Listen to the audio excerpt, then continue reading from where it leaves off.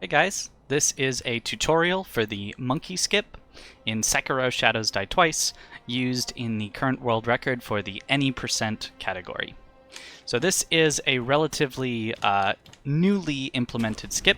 It's been known about for a long time, but only recently actually got worked into the run because I found this setup for it. So first thing you want to do is when you get on this roof, you want to grapple to this grapple spot.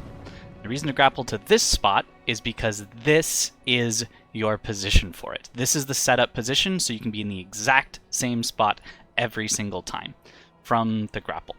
Then your angle setup, the visual cue that I use is there's this dark shadow right above Sekiro's head, and I want to line up Sekiro's head a little bit to the left of that. So not like so far left that I can see the whole thing, but a little bit left so Sekiro's head is only partially covering it. It can work in a variety of angles, but the one that I found that's most consistent is about here. So I'm aiming a little bit left on it, covering up partially with Sekiro's head. From here, the most difficult part is getting the delayed jump. So if you've done Ogre Skip before, you know how tough this is. As far as I can tell, this is a 1 frame input at 60 frames per second. In other words, you've got 1/60th of a second to get the input. This is the part that's really tough. Once you get that, however, all you do, don't move your camera at all until you're about to do the wall jump. And then on the wall jump, only turn your camera the slightest bit so you're parallel to the wall. You do not want to turn it so you're jumping off of the wall. You want to turn it so you're sliding right along the wall. If you do those two things, you should be able to get it. There is a bit of a timing window for the wall jump, but it's not too bad if you get everything else right. So let's see if I can go ahead and demonstrate that here. The hardest part is definitely getting the delayed jump, so let's see if I can do that. Oh, missed it. I was late on that one.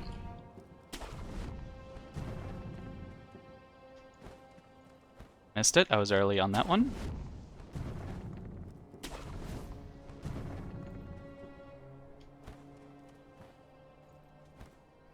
There it is.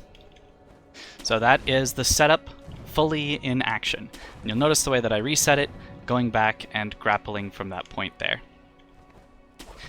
If you are having trouble getting the delayed jump, one thing that you can do is, since the timing of it is at about 717 milliseconds, that's about 83.7 beats per minute, and there's a song at 83.7 beats per minute, NSYNC's It's Gonna Be Me, or It's Gonna Be May, if you prefer. And so if you take that song and you start sprinting on one beat and jump on the next beat, that is about the perfect timing to do it. Not saying that's super easy. Even for me, I've done a little bit of drumming, but getting exactly the right spacing between them is still super difficult. So, that's the whole thing, though. If you can get the delayed jump, the rest of it is actually not too difficult. Just don't freak out and don't start, like, waving your mouse around, and you should generally be good. But obviously, getting the delayed jump is going to be the most difficult part.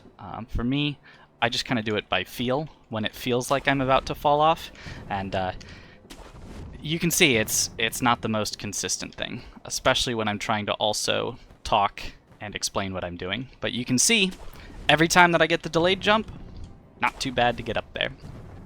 So basically that's the tutorial.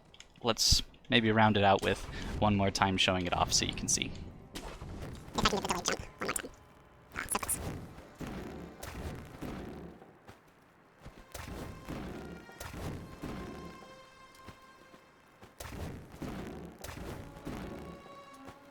No? Alright.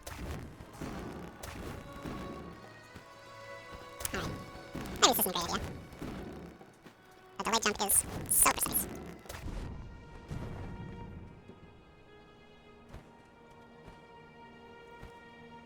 Ah, there it is. Alright, so hopefully that tutorial has helped you out with the setup that I use for it. On mouse and keyboard, I find it to be nearly 100% consistent, as long as you can get that delayed jump. And so you know, practice that delayed jump, practice the timing, and then from there, should be pretty consistent. All right, see ya.